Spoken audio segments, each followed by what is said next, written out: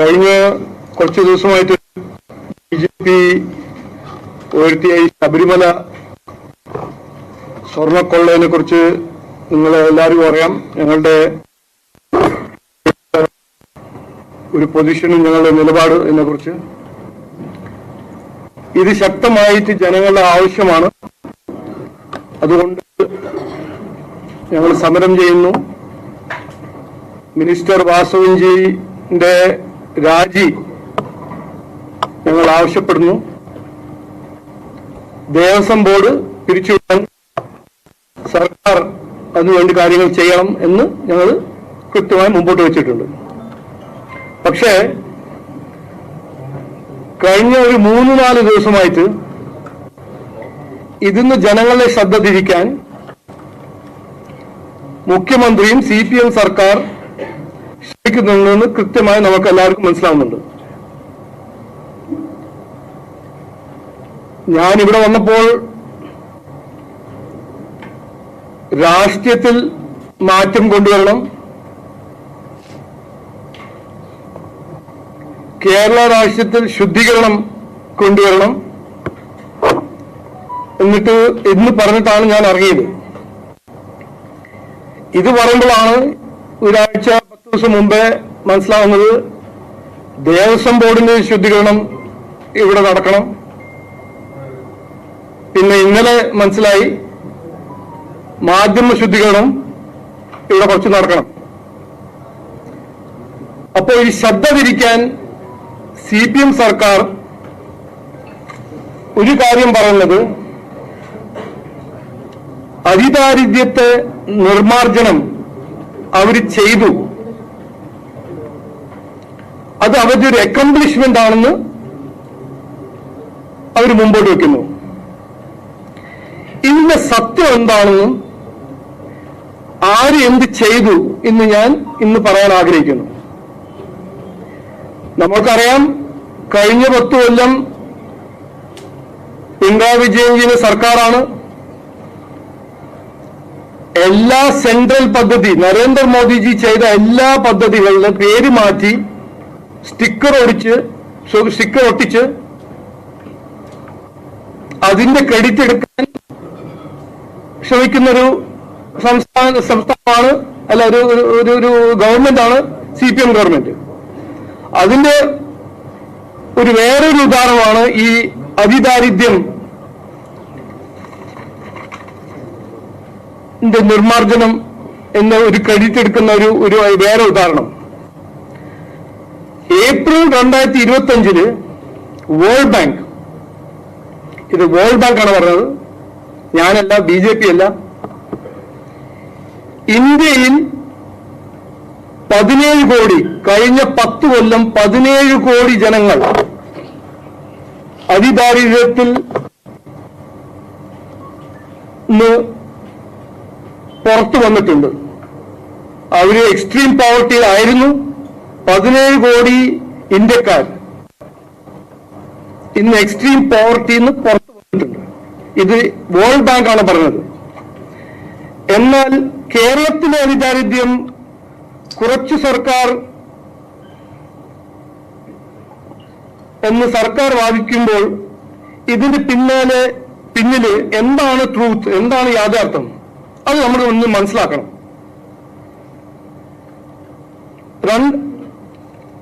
രണ്ടാം സ്ലൈഡ് അല്ല, മൂന്നാം സ്ലൈഡ്, നെക്സ്റ്റ് സ്ലൈഡ് അല്ല, നെക്സ്റ്റ് സ്ലൈഡ് ചെയ്യണം. ഈ ഇന്ത്യയിൽ കഴിഞ്ഞ 10 കൊല്ലം ഉത്തർപ്രദേശിൽ 6 കോടി ജനങ്ങൾ അതിദാരിദ്ര്യത്തിൽ നിന്ന് മോചിപ്പിച്ചു. ആളുകളുടെ എണ്ണമാണ് ഞാൻ പറയുന്നത്. ഉത്തർപ്രദേശിൽ 6 കോടി, ബീഹാറിൽ 3.7 കോടി, മധ്യപ്രദേശിൽ 2.5 കോടി, രാജസ്ഥാനിൽ 1.87 കോടി, മഹാരാഷ്ട്രയിൽ 1.59 കോടി. കേരളത്തിൽ 10 വർഷം കൊണ്ട് അതിദാരിദ്ര്യത്തിൽ നിന്ന് മോചിച്ചത് 2.72 ലക്ഷം മാത്രമാണ്. ഇതാണ് സത്യം. ഈ നമ്പർ ഒന്ന് മനസ്സിലാക്കണം. എന്നിട്ട് ഇതും ചെയ്തത് ആരാണെന്ന് നമ്മൾ കൃത്യമായി മനസ്സിലാക്കണം. Next slide. ഈ അതിദാരിദ്ര്യത്തിൽ ജനങ്ങൾ മാറി പുറത്തു വരുമ്പോൾ അതിന്റെ പിന്നിൽ ഏത് പോളിസിയും ഏത് പദ്ധതികളാണ്, ആരാണ് ചെയ്തത് എന്ന് കൃത്യമായി ഇവിടെ പറയും. പ്രധാനമന്ത്രി ഗരീബ് കല്യാൺ അന്ന യോജനയിൽ 6 ലക്ഷം കുടുംബങ്ങൾ, ഇത് കേരളത്തിന്റെ സ്റ്റാറ്റിസ്റ്റിക്കാണ്, 6 ലക്ഷം കുടുംബങ്ങൾക്ക് പ്രതിമാസം 35 കിലോ ഭക്ഷണധാന്യങ്ങൾ വിതരണം ചെയ്യുന്നു. പ്രൈം മിനിസ്റ്റർ ഗരീബ് കല്യാൺ അന്ന യോജന. രണ്ടാമത്തത് 58 ലക്ഷം പേർക്ക് തൊഴിലുറപ്പ് പദ്ധതി വഴി തൊഴിൽ നൽകുന്നു. ഇതും സെൻട്രൽ ഗവൺമെന്റ് സ്കീം. മൂന്നാമത്തത് പ്രധാനമന്ത്രി ആവാസ് യോജന വഴി 1.74 ലാക്സ് 1,74,000 കുടുംബങ്ങൾക്ക് വീട് നൽകി. ആയുഷ്മാൻ ഭാരത് വഴി കുടുംബത്തിന് 5 ലക്ഷം രൂപ വരെ ഹെൽത്ത് കെയർ ലഭിച്ചു. ജൽജീവൻ മിഷൻ വഴി 22 ലക്ഷം വീടുകൾക്ക് കുടിവെള്ളം എത്തിച്ചു. അപ്പോൾ സംസ്ഥാന സർക്കാർ ഇതിന്റെ ക്രെഡിറ്റ് എടുക്കാൻ നോക്കരുത്. ഇത് 99% ഇതിന്റെ എഫേർട്ടും ഇതിന്റെ പോളിസീസ് എല്ലാം നരേന്ദ്രമോദിജിന്റെ BJP സർക്കാരാണ് ഇതിന്റെ പിന്നിൽ എന്ന് പറയാൻ ഞാൻ കൃത്യമായി പറയാൻ ആഗ്രഹിക്കുന്നു. അപ്പോ ഈ ശബരിമല കൊള്ളയിൽ ശ്രദ്ധ തിരിക്കാൻ ശ്രമിക്കുകയാണെങ്കിൽ ഇതിന്റെ സത്യം ജനങ്ങൾക്ക് മനസ്സിലാവണം എന്നാണ് എന്റെ ഒരു ആഗ്രഹം. അതുകൊണ്ടാണ് ഈ സ്റ്റാറ്റിസ്റ്റിക്കും ഡേറ്റ ഞാൻ മുമ്പോട്ട് വയ്ക്കുന്നത്. രണ്ടാമത്തെ ഒരു വിവാദം എന്ന് അങ്ങനെ പറഞ്ഞാൽ PM ശ്രീ. ഇതും ശ്രദ്ധ തിരിക്കാൻ സംസ്ഥാന സർക്കാർ മുമ്പോട്ട് വയ്ക്കുന്ന ഒരു തന്ത്രം. PM Shri national education policy 2020 initiate ചെയ്തൊരു പോളിസിയാണ്, ഗവൺമെന്റ് ഓഫ് ഇന്ത്യയുടെ പോളിസി. അഴിമതി, വിദ്യാഭ്യാസം, ആരോഗ്യ മേഖലയിൽ തകർന്നു കിടക്കുന്ന ആരോഗ്യ മേഖലയും ഇതെല്ലാം കൃത്യമായി പൊളിറ്റിക്കൽ ഡിസ്കോഴ്സിൽ ഭാഗമാവാൻ പോകുന്നു എന്ന് മനസ്സിലാക്കുമ്പോൾ പെട്ടെന്ന് പോയി PM ശ്രീ MOU സൈൻ ചെയ്യുന്നു. എന്നിട്ട് ഈ CPI CPM നാടകം, ഞാനൊരു ഗുഡ് കോപ്പാണ് മറ്റൊരു ബാഡ് കോപ്പാണെന്ന് അത് ചെയ്യുന്ന ഒരു നാടകമാണ്, ജനങ്ങൾ ശ്രദ്ധ തിരിക്കാനാണ് എന്ന് ഞാൻ പറയാൻ ആഗ്രഹിക്കുന്നു.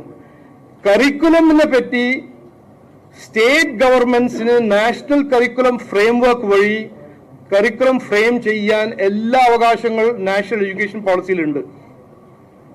അപ്പോ ഇതൊരു സാഫ്രൻ കരിക്കുലം ആവും, ഇതാവും മറ്റേതാവും എന്ന് പറയുന്നതെല്ലാം ഒരു കൃത്യമായ പച്ചക്കള്ളമാണ്, നുണയാണെന്ന് ഞാൻ പറയാൻ ആഗ്രഹിക്കുന്നു. അപ്പൊ ഇത് രണ്ടാമത്തെ പോയിന്റ്. അവസാനം എനിക്ക് പറയാനുള്ളത് ഒന്നാണ്, നമ്മള് ശബരിമല സ്വർണ്ണക്കൊള്ളകൾ അതിനെക്കുറിച്ച് കേട്ടു, എക്സാലോജിക്കിനെ പറ്റി കേട്ടു, മെസ്സി സ്കാമിനെ പറ്റി കേട്ടു. ഇവിടെ ഞാൻ പറഞ്ഞ പോലെ രാഷ്ട്രം ശുദ്ധീകരിക്കാൻ ആണ് ഞാൻ ഇവിടെ വന്നിരിക്കുന്നത്. അത് പൂർത്തീകരിച്ചിട്ട് മാത്രമേ ഞാൻ ഇവിടുന്ന് പോകുള്ളൂ എന്ന് ഞാൻ ആദ്യത്തെ ദിവസം പറഞ്ഞതാണ്. അതിൻ്റെ ഒപ്പം ദേവസ്വം ബോർഡ് ദല്ലാൽമാരെയും ശുദ്ധീകരിക്കണമെങ്കിൽ അത് ഞാൻ ചെയ്യാൻ തയ്യാറാണ്, BJP ചെയ്യാൻ തയ്യാറാണ്. അതിനൊപ്പം മാധ്യമ ദല്ലാൽമാരെ അങ്ങനെ ഉണ്ടെങ്കിൽ, സ്കാമിന് പെട്ട മാധ്യമ ദല്ലാൽമാരുണ്ടെങ്കിൽ ആ ശുദ്ധീകരണവും ഞങ്ങൾ ചെയ്യാൻ തയ്യാറാണെന്ന് പറയാൻ ആഗ്രഹിക്കുന്നു. നമസ്കാരം.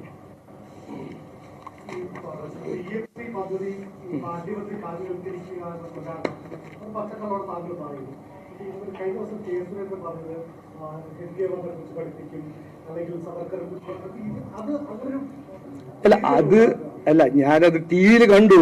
അതങ്ങനെ ചോദിക്കുമ്പോൾ അങ്ങനെ അവര് സ്റ്റേറ്റ് ഗവൺമെന്റ് അത് പഠിപ്പിക്കണമെങ്കിൽ പഠിപ്പിച്ചോട്ടെ, അങ്ങനെയാണ് അദ്ദേഹം പറഞ്ഞത്. പക്ഷേ സ്റ്റേറ്റ് ഗവൺമെന്റിന് 100% ഫ്ലെക്സിബിലിറ്റി ഉണ്ട്, അവകാശമുണ്ട്. ആ സ്റ്റേറ്റിൽ നാഷണൽ കരിക്കുലം ഫ്രെയിംവർക്ക് പ്രകാരം കരിക്കുലം ഫിക്സ് ചെയ്യാൻ. അതാണ് സത്യം, അതാണ് ഫാക്ട്.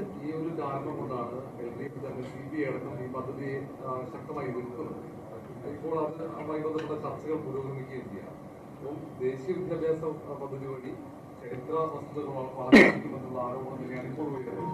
അങ്ങനെ തന്നെയല്ലേ പദ്ധതി? അല്ല, നിങ്ങൾ തീരുമാനിച്ചോളൂ. നിങ്ങളുടെ ക്വസ്റ്റ്യൻസിന് ഞാൻ റെസ്പോണ്ട് ചെയ്യാൻ പോകുന്നില്ല. പറയൂ. താങ്കൾക്കെതിരെ ഉയർന്ന വലിയൊരു ഭൂമികുമ്പോണ് ആരോപണം. അത് നോക്കൂ, ഈ മെസ്സി സ്കാമിലെല്ലാം പെടുമ്പോ ശ്രദ്ധ തിരിക്കാൻ അങ്ങനെയെല്ലാം ഒരു ആവശ്യം ഉണ്ടാവും നിങ്ങൾക്ക്. അത് ചെയ്തോളൂ, നോ ഇഷ്യൂസ്.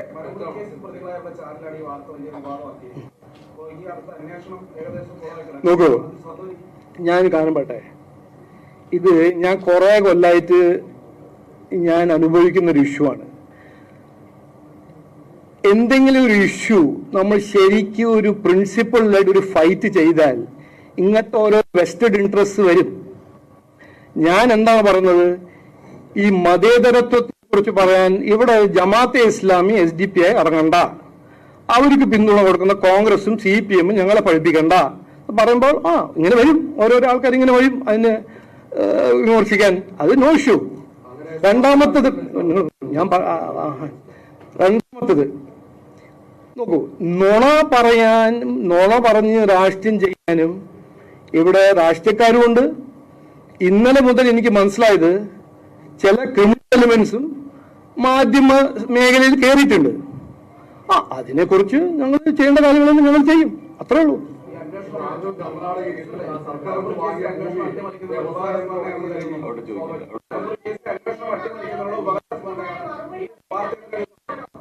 എന്തോ നോക്കൂ, ഞാൻ പറഞ്ഞില്ലേ, ഈ സ്കാമിൽ പെടുന്ന എല്ലാവരും അത് മാധ്യമമാണോ രാഷ്ട്രീയക്കാരാണോ രാഷ്ട്രീയക്കാരുടെ മൗത്ത് പീസാണോ, അവർക്ക് എല്ലാവർക്കും ഒരു ആദ്യത്തെ റെസ്പോൺസ് പറഞ്ഞാൽ ശ്രദ്ധ തിരിക്കാൻ അങ്ങോട്ട് എന്തെങ്കിലും പറയാം. ഇതൊരു പുതിയ തന്ത്രമൊന്നുമല്ല, ഇത് എത്ര കാലമായിട്ട് നടക്കുന്നതാ. ഇവർക്കൊരു പുതിയ തന്ത്രമായിട്ട് അവർ കാണുന്നു, അത്രേ ഉള്ളൂ. നോക്കൂ,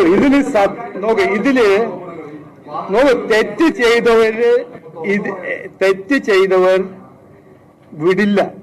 ഇത് ന്യൂ ഇന്ത്യയാണ്. ഏത് മാധ്യമമാണോ, ഒരു CPMന്റെ വലിയ ലീഡറാണോ, തെറ്റ് ചെയ്താൽ മകനാണോ, മാധ്യമത്തിന്റെ ഓണറാണോ, ഞങ്ങൾ വിടില്ല. അത് ഒരു കൃത്യമായ ഒരു ഫാക്റ്റാണ്, ഒരു ട്രൂത്താണ്. അത് എന്നെ കുറിച്ച് എന്ത് പറഞ്ഞാലോ, എന്നെ കുറിച്ച് നുണ പറഞ്ഞാൽ അത് മാറുന്നു വിചാരിക്കണ്ട, അത് നടക്കില്ല. താങ്കൾ വാങ്ങിയ ഭൂമിയിൽ ഇത്രയും ഒരു ആരോപണം ഉയരുമ്പോൾ അത് മറുപടി പറയുന്നത് വിശദീകരിച്ചില്ലെങ്കിൽ താങ്കളുടെ പാർട്ടി കൂടി പ്രതിസന്ധിയിലാകില്ലേ? പ്രത്യേകിച്ച് തെരഞ്ഞെടുപ്പ് അത് നിങ്ങൾ പറയണ്ട.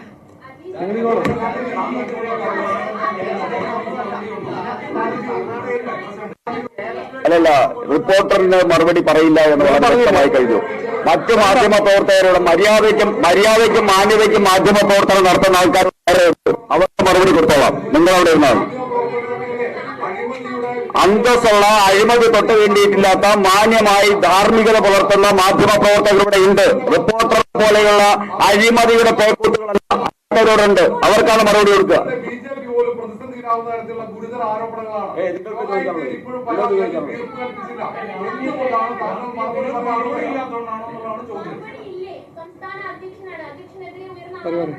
റിപ്പോർട്ടർ ഒഴികെയുള്ള മറ്റു മാധ്യമങ്ങൾക്ക് ചോദിക്കാനുണ്ടെങ്കിൽ ചോദിച്ചോളൂ.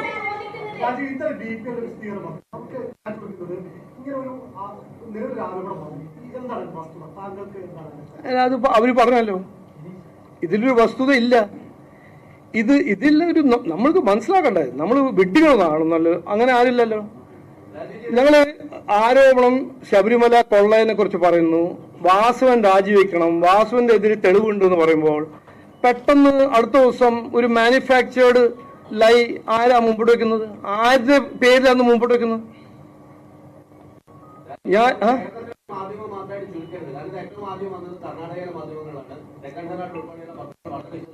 അല്ല, അത്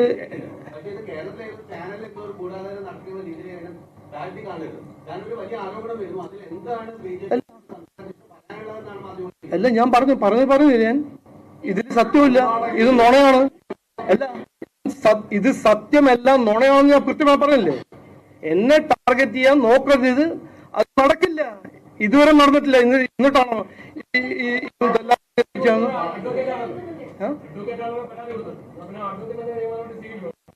എന്റെ എതിരെയല്ലോ അത് അവർ കൊടുത്തിരിക്കുന്നത്, അത് ഏതോ കമ്പനി. എന്റെ നോക്കൂ, ഈ നുണ പ്രചരിപ്പിക്കുന്ന പ്ലാറ്റ്ഫോമിനെതിരെ ലീഗൽ ആക്ഷൻ ഉണ്ടാവുന്ന അതിൽ ആർക്കും സംശയം ഉണ്ടാവാൻ പാടില്ല. ഉണ്ടാവും, 100% ഉണ്ടാവും.